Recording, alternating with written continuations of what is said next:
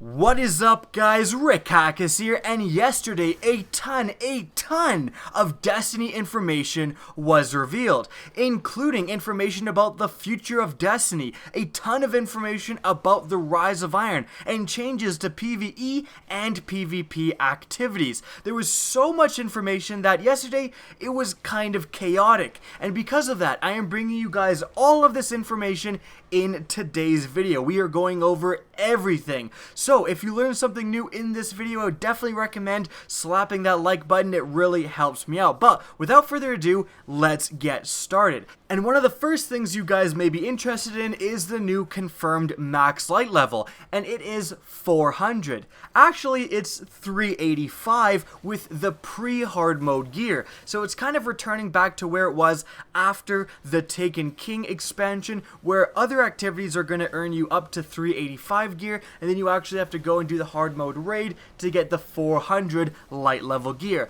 I'm not 100% sure if I would prefer this. I like the system right now where there's a bunch of activities that can give you good gear, and they may need to end up changing it because, again, I really prefer this new leveling method to the old just after Taken King leveling method. By the way, there's actually going to be an extended timeline that's really going to impact how you level up, because the Rise of Iron is releasing September 20th, the new raid is available to play September 23rd, and hard mode releases a few weeks after that.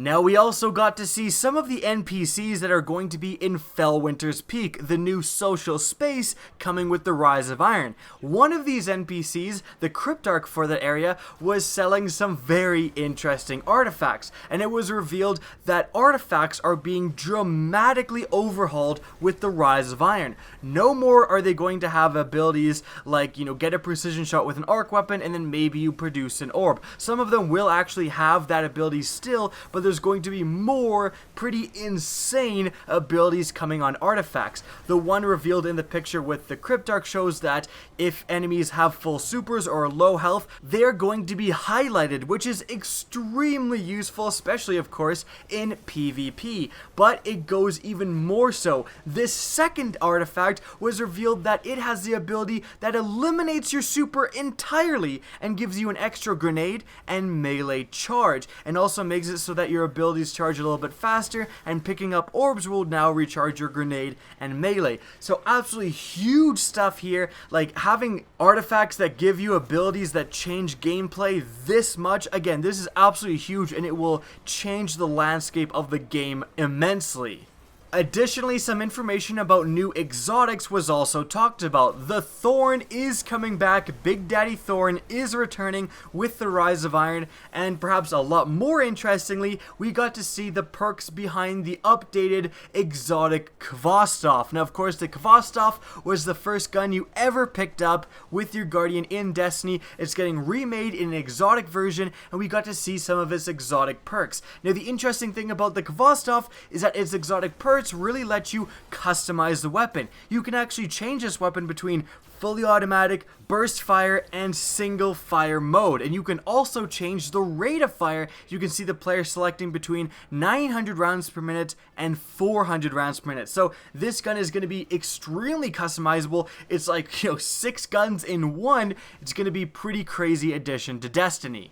And the last kind of general thing that was revealed is that Bungie says they finally fixed the sprint delay bug. Alright, now let's talk about some specifically PvE information. First, with the new Archon's Forge activity.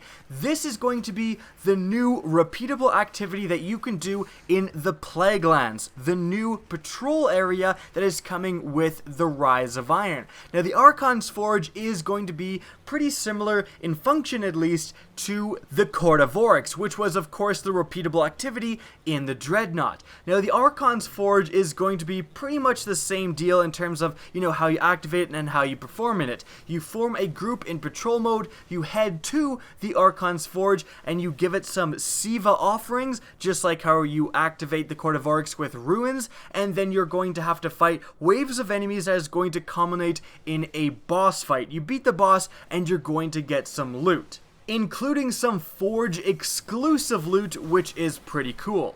Now, I do believe that there's going to be some different difficulties involved with the Archon's Forge. It's not just going to be one activity every time, just like how different ruins activate very different activities in the Court of Oryx, and the developers said it sits somewhere between the Court of Oryx and the lengthier multi-stage Prison of Elders. So it's kind of a combination of both of those activities. Either way, it's going to be a new thing that we're going to be doing when the Rise of Iron comes out.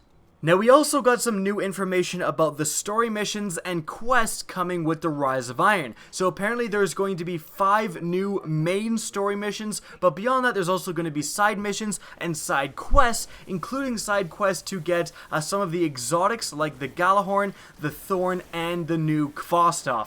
And that's kind of what we know about. Moving on, let's talk about strikes, because actually there's a lot of changes with strikes coming with the Rise of Iron. So with the Rise of Iron, we're going to get one completely new strike called the Wretched Eye, which sees you fighting through damaged missile silos to stop the Devil Splicers from infecting the Hive with Siva. Now beyond that, we're going to get 2 remade strikes. We're going to get the Devil's Lair remade and also the Summoning Pits remade. So essentially there's going to be 3 new strikes added to the existing strike playlist, but on top of that there's also some really interesting changes to strike loot, and it involves skeleton keys. So in strike playlists and nightfalls, you have the opportunity to earn a skeleton key. This skeleton key is used to unlock strike horde chests. So now when you complete a strike, and again this is being updated I believe for every strike, so if you complete any strike in the game after the Rise of Iron comes out, there's going to be a strike horde chest at the end of it. This chest is going to have a very high chance to award the strike exclusive loot, so the strike exclusive weapons and armor that we're already going for. But again, you need a skeleton key in order to unlock it. So what this is going to do is it's going to give players a little bit more control over what they unlock. For example, if you really want the Imago loop, you can just keep using your skeleton keys whenever you get the Undying Mind Strike. But if you don't care about the Imago loop at all, like, you don't have to use up your keys on that strike. So it lets you utilize your keys on the strikes that you actually want the strike exclusive loot for. So I think that's a relatively good idea. We're gonna have to see how high the drop rates skeleton keys are and how high the drop rates of the chests actually are. Like, if you open the chest and it just most of the time awards you with blue engrams, that's not gonna be great. Moving on, we actually have some new information about the new raid coming with the Rise of Iron. It's called Wrath of the Machine, and Bungie has been saying that it's the first raid designed entirely for next-gen consoles, and so it's going to be able to do some more new and interesting things because of that. Now, the theme of this raid is collision, they told Game Informer, and we're really just going to have to wait and see why they said that. But Bungie also said that the focus on this raid is going to be constant mobility, and it's going to center around memorable boss fights with outdoor locales and huge set pieces. So that definitely sounds pretty cool. And finally, we have some information about activities occurring after the Rise of Iron comes out. Firstly, the Festival of the Lost, you know, the activity where you could go and get masks for your character of different characters, that is returning in October, and then there's another Sparrow Racing League coming back in December. However, Bungie has been saying that the Sparrow Racing League has been, you know, rethought and remade in kind of this new way, so I'm excited to see what that is about. All I hope for is that they have more than 2 race tracks, but aside from that, apparently there's going to be, again, even more changes to it. Alright, now moving on, let's cover the changes to PvP. Now with the Rise of Iron, there's going to be 3 new Crucible maps added on the Xbox One, with a 4th exclusive one for the PlayStation 4. Sorry, Xbox One players. Additionally, changes to the Iron Banner has been made.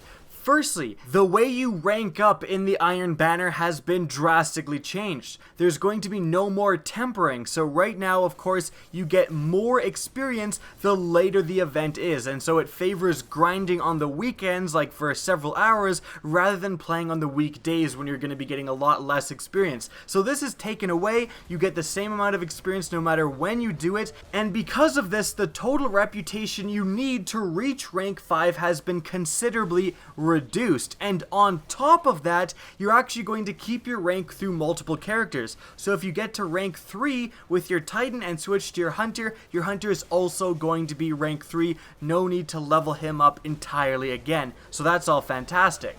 And the aim here is just to make the Iron Banner more accessible for more players. And one more thing, you'll no longer gain more experience for wearing Iron Banner gear, you can wear whatever you want. Also, the Iron Banner bounties are being reworked to again make them more accessible and to eliminate some of the sticking points. And what was referenced was, for example, the bounty where you had to come in first in an Iron Banner match. Well, you have players, playing their heart out for the objective and getting punished because of that, because the guy on the losing team was just going for kills the whole time and he has the most points. Or you come in first on your team and then some guy on the other team did a tiny bit better even if your team won. So situations like that, Bungie are going to try to avoid this time around. Lastly, some of the new Iron Banner weapons were also revealed, like this crazy bladed auto rifle this player is holding, and the spiked hand cannon in the background as well. The new Iron Banner weapons seem to have a very battle-worn appearance to them.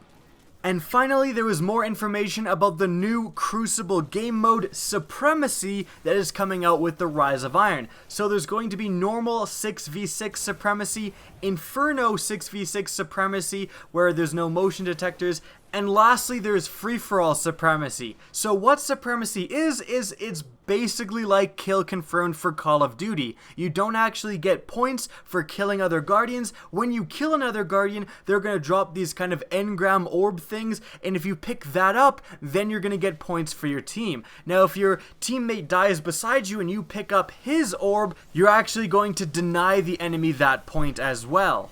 Again, very similar to kill confirmed. Now, with all of that information, keep in mind that Bungie have said that August 16th, they're going to have their next major reveal for the Rise of Iron. And this is going to be a Crucible-focused reveal. So again, August 16th, coming up kind of soon, they're going to be revealing something big for the Crucible. At least that's what Bungie themselves have said. So obviously they're not going to reveal Supremacy because they just revealed it. So there's a lot of speculation on what exactly is going down August 16th. Is it going to be finally custom games and private lobbies? I hope so. Or is it going to be something entirely different that we don't know about? We'll have to find out. And that is all of the information that was revealed yesterday. So I hope you guys enjoyed this video, found it informative. If you did, again, please remember to help me out by simply liking and especially sharing this video. If you want to see more Destiny content similar to this, don't be afraid to slap that subscribe button. Now, if you want to get in touch with me and keep up to date with the latest channel activity, the best way is to follow me on Twitter at RickHackis. That's linked in the description down below, as is my Twitch channel, which you can also follow. Again, I hope you enjoyed the video, and as always, have a good day. Now, the Cryptarch is just such a huge part of Destiny. He is so associated with the game, both in the positive, like when he gave you your first exotic out of a legendary engram, and the negative, like when he gave you blues out of your other 100 legendary engrams. But either way, he is just so strongly a part of Destiny, and that's why it's kind of sad to see him so heavily fallen from grace, become so essentially useless within the current state of the game.